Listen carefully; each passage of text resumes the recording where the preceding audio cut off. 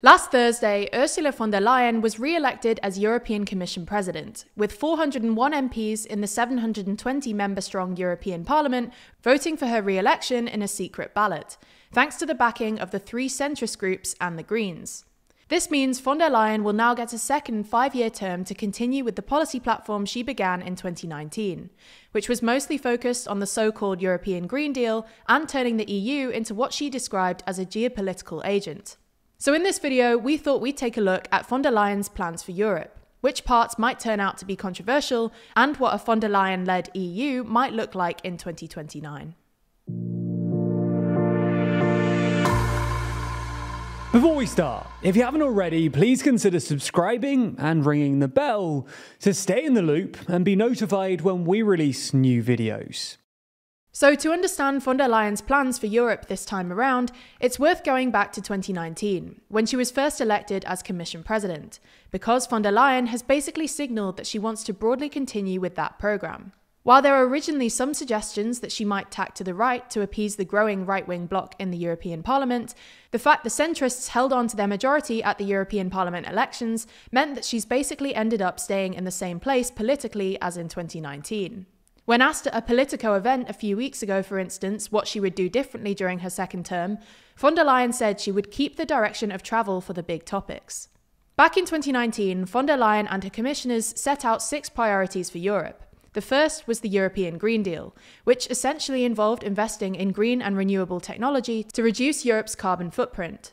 There was also a secondary hope that those investments would, in a sense, re-industrialise Europe, creating high-quality, well-paid jobs.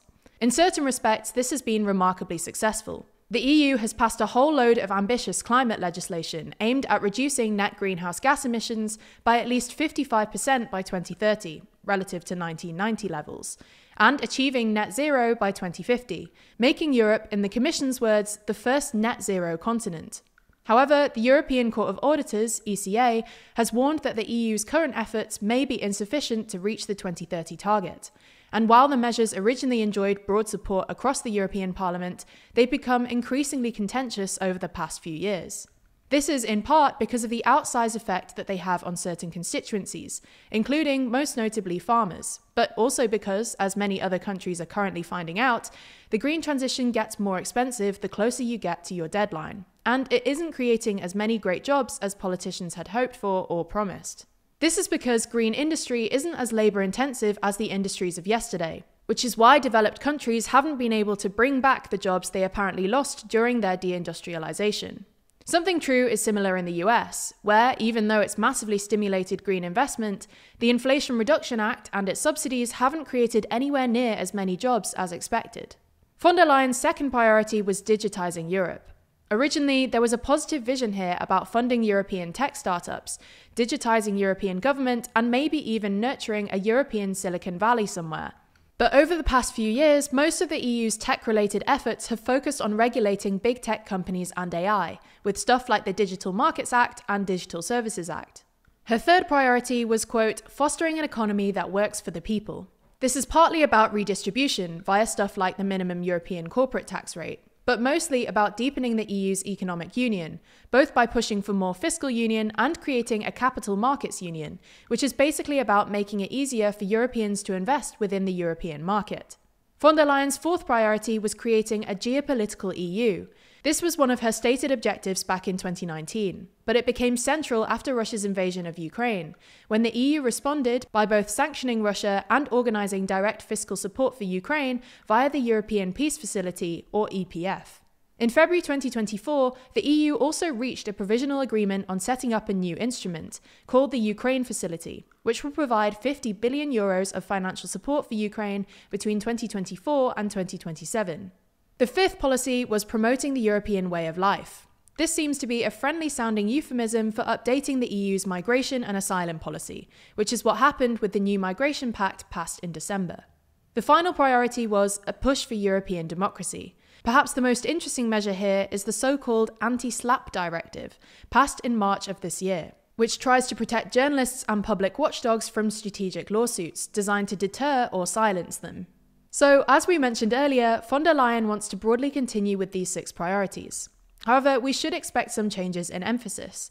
When it comes to the European Green Deal, while von der Leyen has avoided any significant watering down to keep the Greens on side, she's signalled that they'll at least mollify their most controversial green regulations, promising, quote, pragmatism in her victory speech. We should also expect more of an emphasis on improving the European economy. In her victory speech, von der Leyen talked less about making sure the European economy was fair, as she did in 2019, but more about maintaining competitiveness and improving European productivity. Most of her policy here will be probably informed by Mario Draghi's much-anticipated report on exactly this issue, which is due to be published in September. Draghi's previous comments have suggested he's going to propose essentially loosening the EU's state aid rules to allow governments and the EU to spend more money to protect and support their domestic industries. In practice, coordinated European efforts on this front will probably require more debt sharing and a deeper fiscal union, which is why von der Leyen has also proposed a new European Competitiveness Fund. In her manifesto, von der Leyen also ties this into the European Green Deal, arguing that if the EU can use green technology to bring down energy costs, it will help its industrial competitiveness. Von der Leyen also wants more European cooperation on defence, which is something French President Emmanuel Macron has been calling for ages. Von der Leyen claims this is necessary to maintain European support for Ukraine, with the implicit idea here being that the EU shouldn't be relying on the US for its defence industrial production, given the odds of a Trump victory and the Republican Party's ongoing isolationist pivot. Finally, von der Leyen also wants to take a tougher stance on migration. And this is quite unsurprising. In the aggregate, the EU is clearly becoming more migration skeptic, and von der Leyen's group in the European Parliament has previously supported Rwanda-style asylum schemes. Specifically, von der Leyen's proposing tripling the number of border guards and focusing more on preventing crossings from North Africa via the Mediterranean. All in all, von der Leyen's programme is very similar to what she proposed in 2019, albeit infused with a bit more anxiety about Europe's economic shortcomings. Nonetheless, if the past 5 years have taught us anything, it's that most of the time, the EU is more reactive than proactive, and its future will probably be shaped by how it reacts to whatever shocks arrive in the next 5 years, rather than anything von der Leyen wants. If you want to learn more, then check out our physical magazine, Too Long. We've been working on this for a while now, but it's about to be printed and shipped. So here's everything you need to know. Too Long is 60 pages of our very best journalism, diving deeper into issues than we can on YouTube. As you can see from the front cover, this issue is focused on the UK general election, explaining what Labour want to do with their new huge majority, what each of the other parties are going to do next, and much more. It's more than just the UK though, with major stories from across Europe and the world, including the US election, the countries who could join the EU, the war in Gaza, and the European elections. We're really proud of how this product has turned out, and we think it's some of our best writing yet, able to dive into topics in a way that the algorithm just wouldn't allow.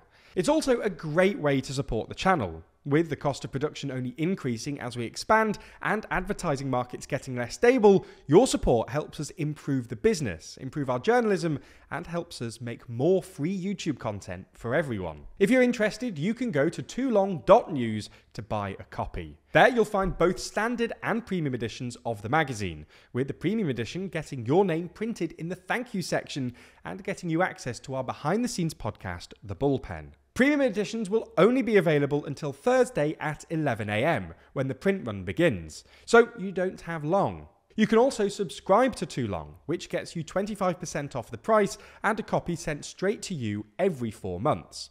Subscribing really helps us turn this into a reliable revenue stream, which is super helpful when it comes to growing our business. Plus, if physical isn't your thing, then there's also digital versions. Anyway, sales close soon, so head to toolong.news to order now, and make sure to use code FINALORDERS to get an extra £2 off your purchase. Thanks for watching and for supporting TLDR.